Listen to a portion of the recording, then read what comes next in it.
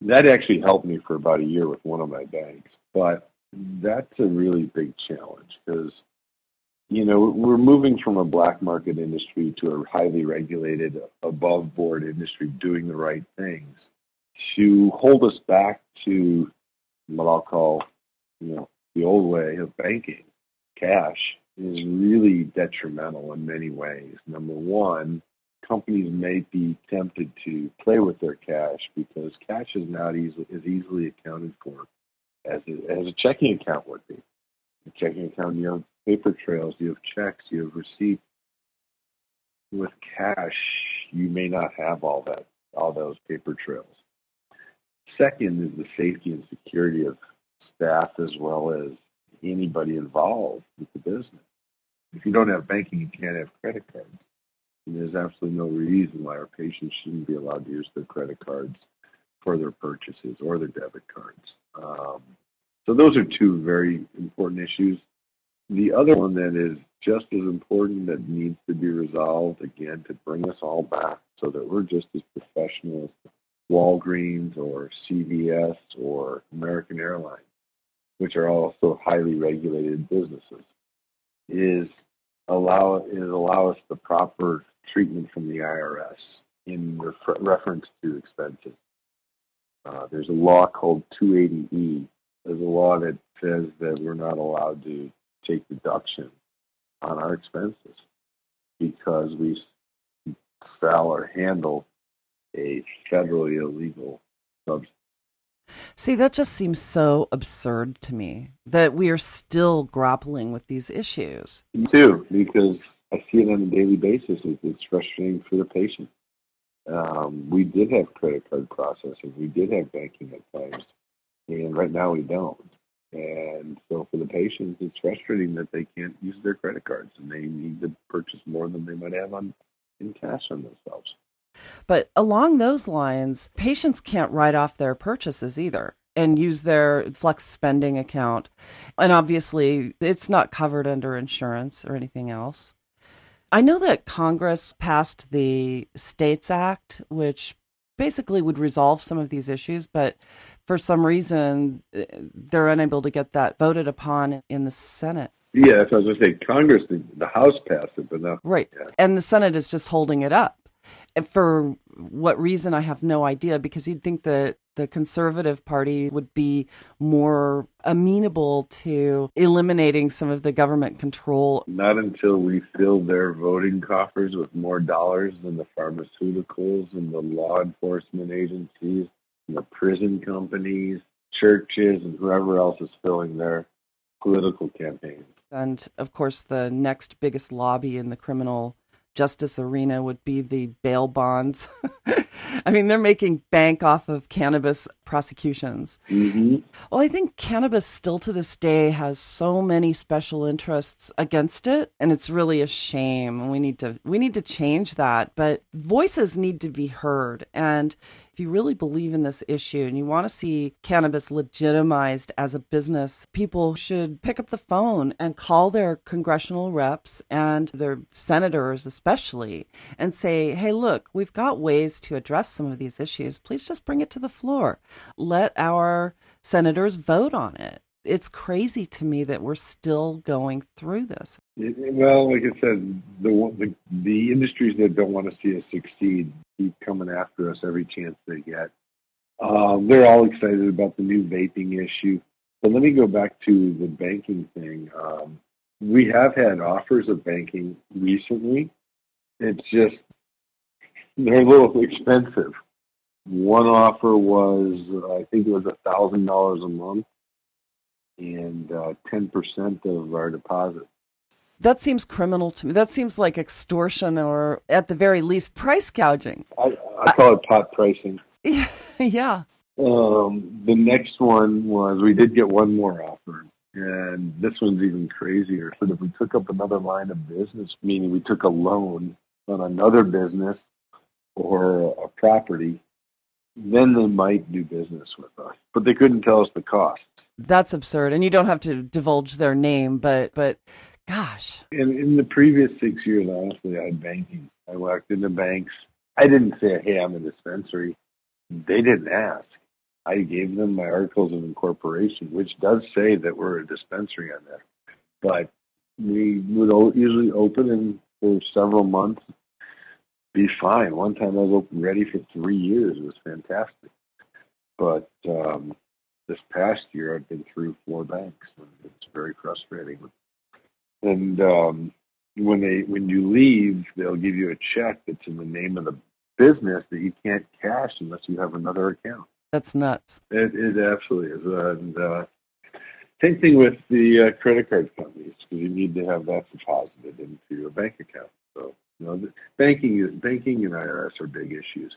As far as what else is facing us here in Arizona, next year we're going to be faced with some pretty strict testing rules. And I am a proponent of testing. I'm just not convinced that the quality of testing in our state is reliable. I think we need to have a kind of a standard of testing, and my suggestion would be for the state of Arizona to administer the testing. They've been collecting more than $50 million is at the state right now in our fees for our cards and our licenses, and they don't know what to do with the money. My suggestion would be for them to provide the standardized testing for all of us at a not-for-profit rate. Because right now, we have sent our product out to different labs and gotten different results. And that's what's concerning if you're looking for complete accuracy or standardization. The other suggestion I have is, as dispensaries, we're all supposed to have we all have a doctor assigned, to our dispensary that we pay for. And it's quite costly. Those doctors are there to answer calls that they might receive, but no one makes these calls. Plus, again, my point is, if you call my dispensary, my doctor might say something different than another doctor might at another dispensary. And I think the patient should be getting the same, the same information to follow. Absolutely, I do. And, again, this goes back to yet another national issue.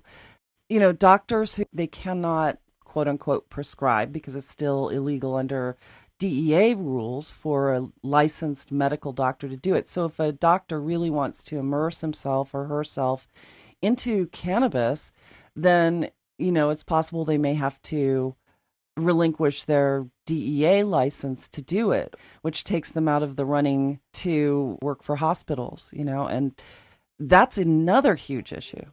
I'm not aware of that in Arizona, because the doctor we work with, who is Dr. Sue Sisley, I do think she's still able to write prescriptions. I could be wrong, so don't quote me on that. But the only thing she's restricted from, if she's writing referrals for the dispensaries, she can't be our house doctor, and vice versa. Our house doctor, she cannot write referrals for patients. Sue Sisley, almost every single interview, her name comes up. She is such a champion of this industry. She's done so much in terms of education, and she's been through so much in terms of trying to get her studies approved. It's awesome that she's working with you because she is so incredibly knowledgeable. We're very happy to have her and work with her. Well, you'll have to tell her hello for me, and I definitely would love to get her back in here for an interview too. But I was going to say also, though, I know that there are a number of doctors who do work in private practice. They can make recommendations, but they can't prescribe cannabis.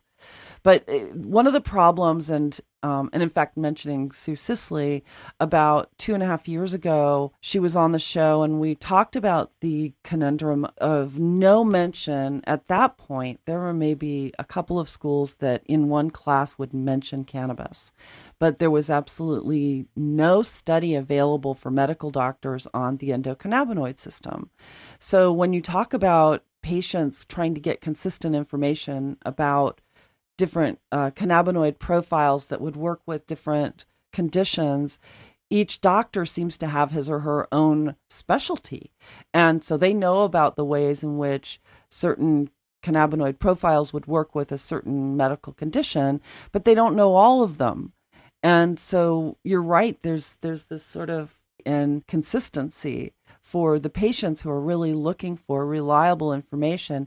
The doctors should have some kind of continued medical education certification or something like that, so that they're all working with the same deck of cards. They're all working with the same information about the medicine that is out there and what it can do. But again, this goes back to the importance of making some noise and contacting their reps. It's funny. You learn over time as these laws get written, and then you see them enacted and how they actually occur. A lot of them that'll be on the next ballot, and they won't be perfect, but they'll be progress. And we can make them better going forward. And unfortunately, our last one didn't pass here in Arizona. But because it didn't pass, roughly 10,000 people were charged with marijuana penalties in the last couple of years. And whether it's perfect or not, it would have prevented that. That was a lesson in all of the different factions of advocacy and activism of cannabis working together as opposed to opposing one another, because I know there were issues with one bill got on the measure and one bill didn't. And the one that didn't, there were a lot of angry cannabis users out there who just didn't want to support that law and didn't vote for it. And, it basically burned the opportunity for everyone. It's very sad. Yeah. So I'll be honest, I don't think that other proposition wouldn't have passed if it got on the ballot.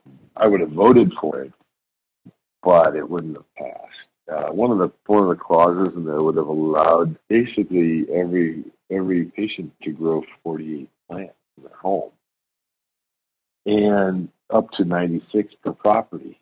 And I happen to love cannabis, but I wouldn't want to live next to 96 plants being in flower.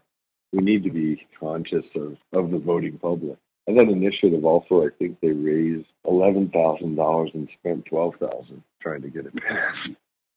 The thing that I think kept that initiative from passing was there was a clause put in there, and I never agreed with this one, but there was a clause in there that said the head shops would now be regulated by the new marijuana division.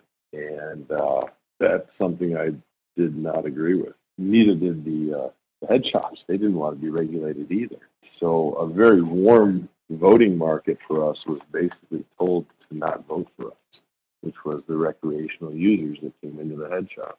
That's an interesting angle that I hadn't considered before. Thanks for bringing that to my attention. Yeah.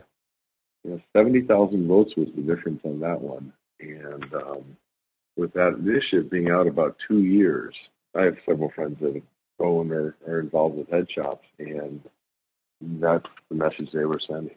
Very interesting. I hope that this one passes.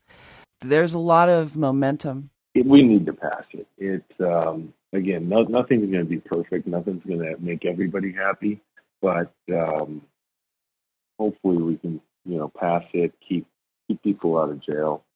I know, and keeping people out of prison is a big issue. I interviewed Steve D'Angelo a couple of weeks ago, and he just launched a new organization called the Last Prison Project.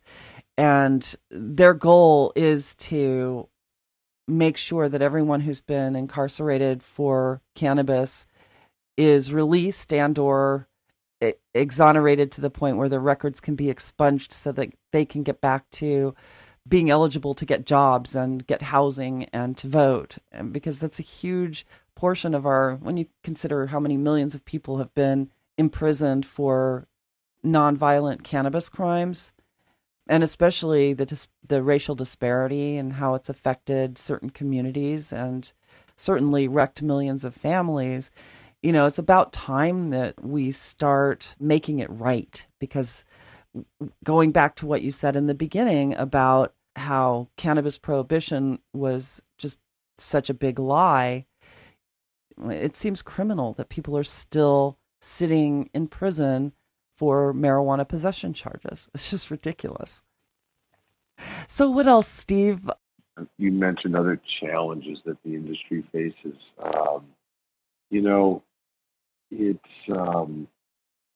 It's really still a little bit of support in the media, in the local media. We're gaining it. For some reason, it's still sensationalized when you look at the TV news. Oftentimes, if there is a negative to a story, that's what's played, as opposed to the solutions or the good things that we're doing. it's something that we need